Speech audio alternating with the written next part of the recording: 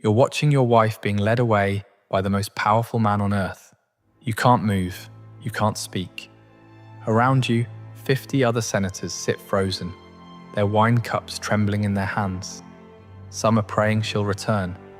You're praying she won't say anything that gets you both killed. 20 minutes pass like 20 years. When he finally brings her back, he doesn't just return her to your side. He sits down. He pours himself wine. And then, in front of everyone you know, he begins to describe, in graphic, clinical detail, exactly what just happened in that room. Your colleagues are staring at their plates. Your wife is staring at nothing. And you have to smile. You have to nod. You have to thank him. Because the alternative is watching your children die. This wasn't madness. This was a machine. A system designed with surgical precision to destroy the human soul. And the man who built it learned everything he knew by watching his entire family get murdered by the previous emperor.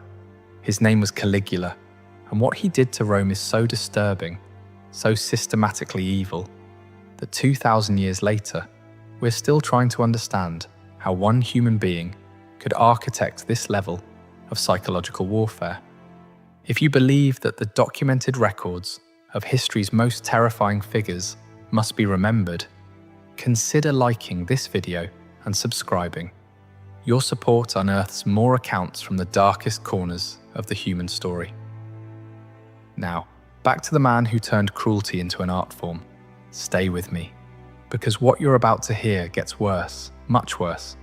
And the most terrifying part isn't what he did, it's that the system he built outlived him. Before I show you the 5 acts of Caligula's terror machine, you need to understand something crucial.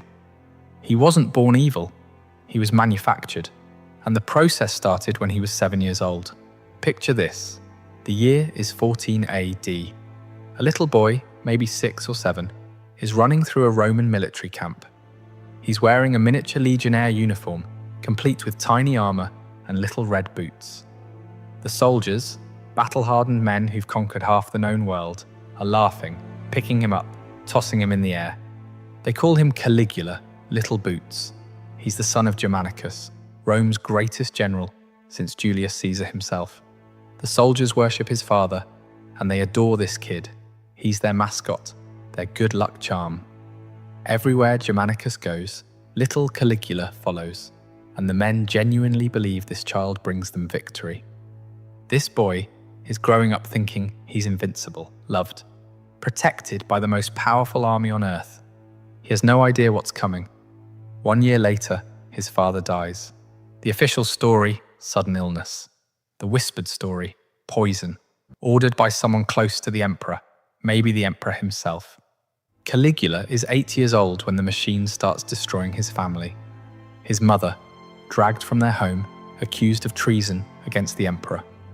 His oldest brother, arrested, imprisoned, starved until he tried to eat the stuffing from his mattress. His second brother, exiled to an island where guards tortured him until he smashed his own head against the walls to end it. One by one, they're erased, and young Caligula watches it all happen. By the time he's 19, he's the last one left, the sole survivor of his entire bloodline. And then comes the summons. Emperor Tiberius wants to see him. Capri, a beautiful island off the coast of Italy. Tiberius has turned it into his personal fortress, far from Rome, far from the Senate, far from anyone who might object to what he does there. The ancient historians, we're talking Suetonius, Tacitus, people writing within living memory of these events, they describe Capri as a house of horrors. Tiberius has become paranoid, depraved, surrounding himself with astrologers and yes-men, inventing new cruelties because he's bored. And into this environment walks teenage Caligula. He knows Tiberius murdered his family, everyone knows it, but he can't show it, can't even hint at it. One wrong look, one moment of grief, one flash of anger, and he's dead. So he doesn't just survive, he excels. Suetonius writes something chilling. There never was a better servant or a worse master. Caligula learns to bury everything human inside him. He watches, he studies. He becomes exactly what Tiberius wants. Obedient, entertaining, harmless. For 6 years, he plays this role perfectly. And then, in 37 AD, Tiberius dies. Some say natural causes. Others say Caligula smothered him with a pillow. Either way, the 19-year-old hostage is now the most powerful person on earth. Rome celebrates. They think they're getting the son of beloved Germanicus.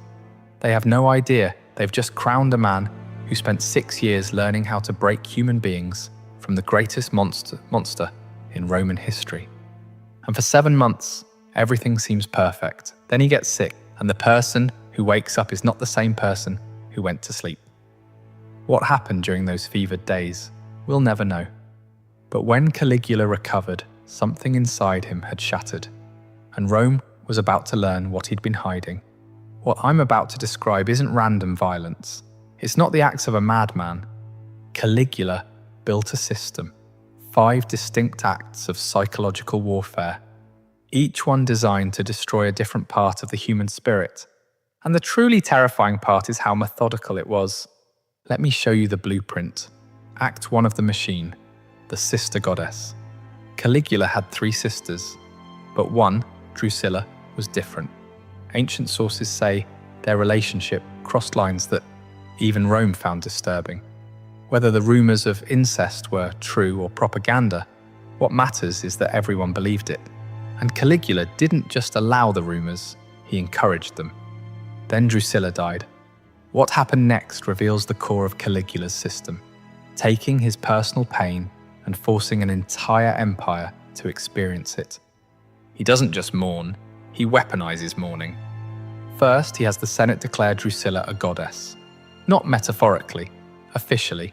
There are now temples to his dead sister where Romans are required to worship. Then he declares a period of mourning. And here's where it becomes monstrous. It is now a capital crime to laugh. It is now a capital crime to bathe. It is now a capital crime to have dinner with your family. Read that again. For weeks, maybe months, if you're caught smiling, you can be executed. Imagine living like that. Your child tells a joke at breakfast. Do you laugh? Do you discipline them for being a child? Every moment of joy becomes a potential death sentence. He's making Rome feel his pain, whether they want to or not. He's learning he can legislate emotion, criminalize happiness, make his inner world everyone's reality. And once he realizes he can control how people feel, he starts experimenting with what else he can take from them. Act 2 of the machine, the imperial brothel. This next part is so disturbing that historians still debate whether it actually happened or was later propaganda. But here's what the ancient sources claim. Caligula establishes a brothel inside the imperial palace. Not for himself, for the public, as a business. And it's not staffed by common prostitutes. It's staffed by the sons and daughters of Rome's noble families, the aristocracy, the senators, the people who rule provinces and command legions. He has heralds go into the streets to announce the prices, different rates for married women versus unmarried, special rates for virgins from senatorial families. And here's the detail that makes it so specifically cruel. He allegedly kept ledgers, detailed records, names, dates, transactions, the bureaucratic accounting of human degradation. Think about what this does psychologically. If you're a Roman nobleman, your entire identity is built on family honor. Your lineage goes back centuries. Your name means something. And now your daughter is being advertised in the streets like livestock. And there's a ledger with her name in it. And you can do absolutely nothing about it because the alternative is execution. He's not just taking their bodies. He's taking the one thing Roman aristocracy valued more than life itself. Their reputation, their legacy, their name. But he's still not done because he realizes something. Public humiliation is powerful, but there's something even more devastating. Private humiliation with public witnesses. Act 3 of the machine, the banquet of predation. Picture this scene again, because now you understand the context. You're at an imperial banquet. You're sitting with your wife. Around you are 50, maybe 100 other senators with their wives. Everyone's drinking wine that tastes like fear. Caligula stands. everyone goes silent. He walks slowly between the tables, looking at the women. His eyes are clinical, evaluative. He's choosing. He stops at your table. He looks at your wife. He inspects her the way you'd inspect a horse you're thinking of buying, checking her teeth, her hair, the shape of her body. He doesn't ask permission, doesn't even acknowledge you exist. He just takes her hand and leads her away. You sit there. The man next to you is staring into his wine. Everyone is pretending this isn't happening, because everyone knows, if you stand up, if you object, if you show any emotion at all, you won't leave this room alive, and neither will she, and neither will your children. So you sit, you drink, you wait. 20 minutes, 30. The conversation around you is forced, brittle. Someone makes a joke and it dies in the air. Finally, he brings her back. She sits down. She won't look at you. And then he sits down too. He doesn't leave, he stays. And in front of everyone, your friends, your colleagues, your rivals, he begins to describe what just happened. In detail, clinical, graphic detail. He's rating her performance, comparing her to other senators' wives, making jokes, and you have to smile. You have to laugh at his jokes. You have to nod like this is all perfectly normal, perfectly fine. He's not just violating your wife, he's destroying you. Everything that makes you a man in Roman society, your ability to protect your family, your authority, your dignity, he's taking it in front of everyone who matters. And tomorrow, you have to come back. You have to smile at these same people. You have to pretend it never happened while everyone knows exactly what happened. This is the genius of the machine. He's not just destroying individuals, he's destroying the social fabric itself, making everyone complicit, making everyone a witness to everyone else's degradation. But we're only at Act 3, and what comes next is so much worse that modern psychologists have studied it as a case study in systematic psychological torture. Because Caligula realizes there's one bond even stronger than marriage, the bond between parent and child. This is Act 4 of the machine, the grieving father. This next part is almost unwatchable. If you need to take a break, I understand. Caligula begins executing people, not for treason, not for crimes, just because he's bored or annoyed or because he wants to see what happens. And he develops a new protocol.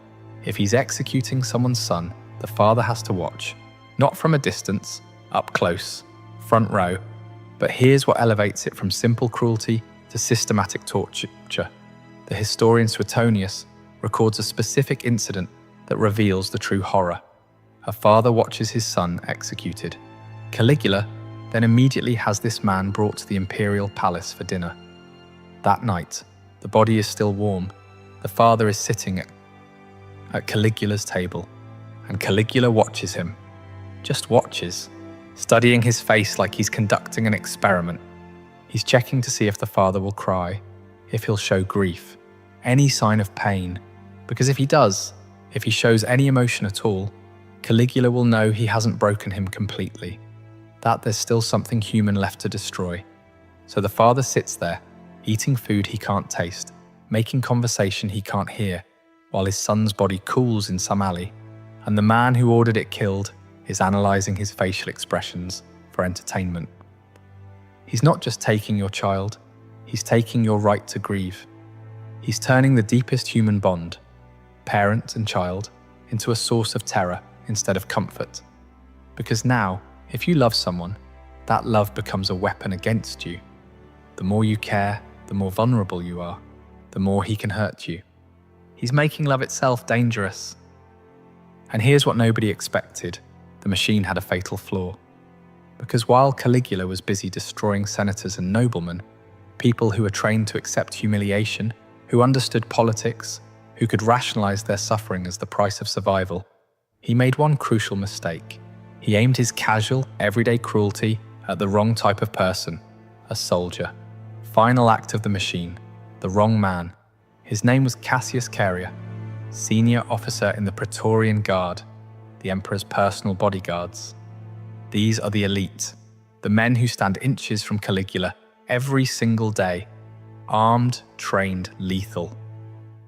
Caria had one physical characteristic that Caligula found endlessly amusing: a high-pitched voice, and Caligula, true to form, couldn't let it go. Every day, new jokes, new mockery. And here's the specific detail that shows how casual his cruelty had become. When it was Charia's turn to ask for the daily password, a military protocol, something done in front of all the other guards, Caligula would assign him passwords like Venus or Priapus, deliberately effeminate or sexual words that would make the other soldiers smirk. Day after day, week after week. For Caligula, it was throwaway humour, barely worth remembering. For Charia, every joke was a drop of poison. See, Caligula had made a calculation error. Senators could be humiliated because they wanted to live. They had children, estates, legacies worth protecting. They could rationalize survival, but Charia was a soldier, a man trained for violence, a man who stood next to the emperor every single day with a sword on his hip. And Caligula had just taught him that life under this emperor wasn't worth living. Because Caligula had become so confident in his system, so certain that fear would always win, that he forgot the most basic rule of predators: never corner something that can kill you. What happened next took less than 60 seconds, but it would change the course of Roman history, and the aftermath reveals something even more disturbing than anything Caligula did while he was alive. January 24th, 41. AD, Caligula is attending the theatre. He's in a good mood. He's been organising games, performances. In a few hours, there's going to be a play. Around midday, he decides to leave through a narrow underground corridor, a passageway that connects the theatre to the palace. It's dimly lit, claustrophobic, with rough stone walls on both sides. The conspirators are waiting. Charia steps forward as Caligula approaches. This is normal. Guards always check in with the emperor. He asks for the day's password. And Caligula, completely unaware, totally secure in his invincibility, gives one final sneering, mocking response. It's the last thing he ever says. Charia screams, "Take this," and drives his sword up.